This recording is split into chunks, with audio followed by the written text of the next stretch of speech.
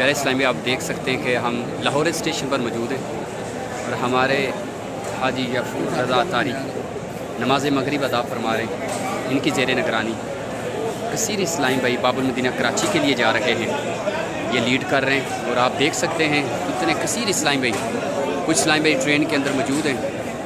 ये दावत इस्लामी ने train book करवाई है जिसका नाम तलबगाराने चल मदीना रखा गया है।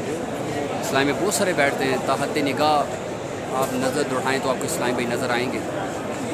तो ये ट्रेन अभी चलने वाली है, आप ज़ियारत करें। कसीर इस्लामी भाई नमाज मगरिब अदा करने के बाद बाबुल मदीना कराची की तरफ जा रहे हैं, दीदार मुर्शिद के लिए जा रहे हैं। और अमीर अहले सुन्नत जो इस साल जिनको हज की सादत नसीब हो रही है उनको उनके साथ मुलाकात फरमाएंगे, उनको हार पहनाए जाएंगे। हमारे हाजी गफूर रज़ा तारी साहब नमाज मगरिब अदा करने के बाद फारिग हो चुके हैं, दुआ में मसरूफ़ हैं। अल्लाह इन नेक लोगों का सदका हमें चल मदीना की सादत नसीब फरमाए। अल्लाह बार बार हाज और उम्रे के साथ